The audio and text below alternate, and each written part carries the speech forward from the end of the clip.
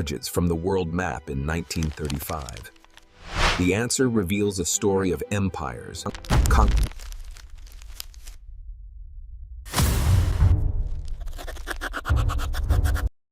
What if I told you that Persia never actually vanished from history?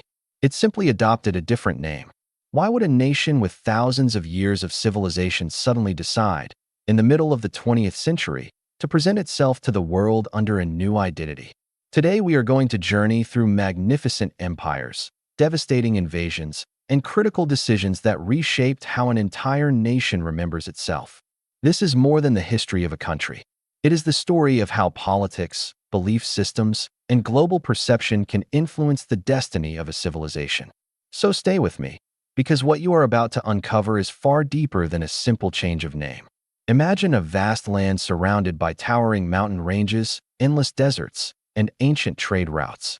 These routes carried more than spices and silk. They also carried ideas, influence, identity, and power. This land is known as the Iranian Plateau, a region that for thousands of years has been one of the great cradles of human civilization. But where did this story truly begin? And who were the original builders of what we now call Iran? To answer that, we must go back to the second millennium before Christ. During this period, groups known as the Indo-Iranian peoples migrated into the region. They were nomadic communities speaking early Indo-European languages. These languages were distant relatives of those that would later evolve into Latin, Greek, Spanish, and Portuguese. Their language had no connection to Arabic, even though many people today mistakenly associate Iran with the Arab world. In ancient Persian, words like mater meant mother and padar meant father. Echoes of those words can still be recognized in languages across Europe today. They were not merely words. They were the foundation of a distinct and ancient culture. Among these early groups, two tribes eventually became dominant: the Medes and the Persians. The Medes settled in the northwestern region of what is now Iran. They were organized, powerful, and quickly emerged as the leading political force in the area. The Persians, on the other hand, established themselves farther south in a region called Pars, the place from which the name Persia later originated. At that time, Persia was simply the name of a small geographical area. It did not represent the entire region or its civilization. The real center of power belonged to the Medes. They built the first large empire in that part of the world, long before the name Persia appeared in foreign records or history books. But history was about to change dramatically. In those mountains and plains, a leader would rise whose vision would reshape the ancient world. A man who believed the divided tribes of the region could become something greater. His name was Cyrus, known to history as Cyrus the Great. With him began the age of the First Persian Empire. Long before figures like Alexander the Great, Napoleon, or Genghis Khan dreamed of global conquest, Cyrus had already built a vast empire, but he ruled in a different way. While many ancient empires governed through fear, destruction, and forced exile, Cyrus introduced a new philosophy of leadership. He ruled through respect. After defeating the Medes, Cyrus united multiple peoples and founded the Achaemenid Empire. Instead of crushing the cultures he conquered, he allowed them to keep their religions, traditions, and local identities. He restored temples rather than destroying them. He respected local gods instead of imposing his own. For the Jewish population exiled in Babylon, Cyrus was seen not as a conqueror, but as a liberator. For the Babylonians, he was viewed as a ruler chosen by their own god, Marduk. This strategy created loyalty instead of fear. Under Cyrus and his successors, especially Darius, the Persian Empire expanded enormously. It stretched from the Indus River to the shores of the Aegean Sea and from Egypt to Central Asia. Within less than a century, the Persians had absorbed the major powers of the ancient world and transformed them into provinces of a single empire. But their achievements were not only territorial. They built an extraordinary system of royal roads connecting thousands of miles of land, a rapid communication network, and an advanced bureaucracy capable of managing an empire of unprecedented size.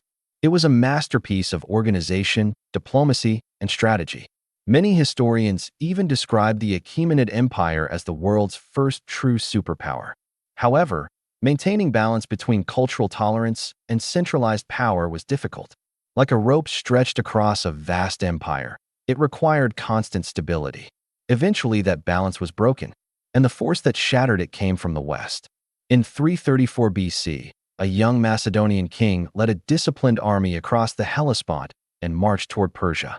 His name was Alexander. History would remember him as Alexander the Great. His goal was not only conquest. He wanted revenge against Persia, glory for Greece, and perhaps immortality in the pages of history. Through a series of decisive battles, Granicus, Issus, and finally Gaugamela, the Persian army was defeated. The Achaemenid Empire, which had dominated half the world for generations, collapsed. But what happened next was unexpected. Alexander did not destroy Persia. Instead, he admired it.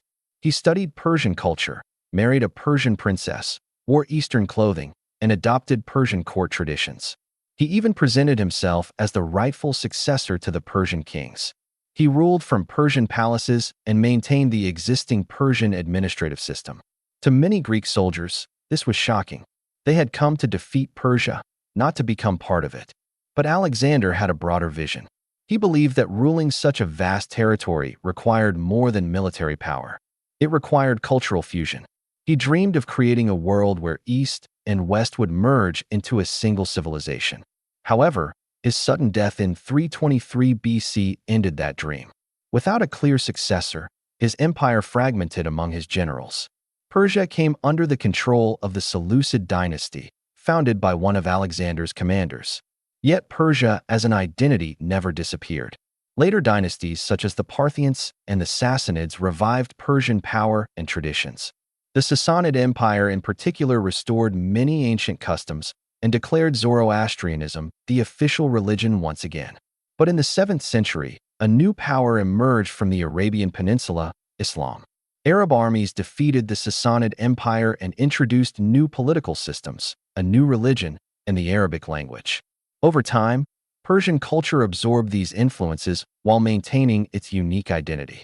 Even after centuries of invasions by Turks, Mongols, and other empires, Persian culture survived. Eventually, the Safavid dynasty re-established political unity in the region and made Shia Islam the official religion. This decision permanently distinguished Iran from most of the Islamic world. During this era, the ancient name Iran began to reappear more prominently. The name derived from an old word meaning land of the Aryans. However, outside the country, the world still referred to the region as Persia. For centuries, both names existed side by side. Persia for the outside world, Iran for its own people. That changed in the 20th century. In 1935, the Iranian monarch Reza Shah Pahlavi sent a formal request to governments around the world asking them to use the country's indigenous name, Iran. The decision was not just linguistic. It was political. Reza Shah wanted to present his nation as modern, independent, and free from the exotic stereotypes associated with the word Persia in Western imagination. Yet the change was controversial.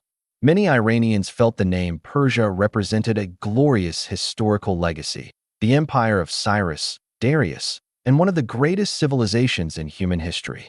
But the change remained. From that moment onward, the country would officially be known as Iran.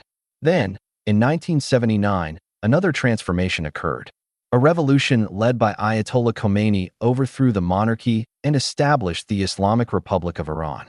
Relations with the West deteriorated, and the global perception of the country changed dramatically. Today, the name Iran often evokes images of political tension, sanctions, and conflict. Meanwhile, the name Persia has taken on a romantic aura, associated with ancient grandeur, art, poetry, and lost empires.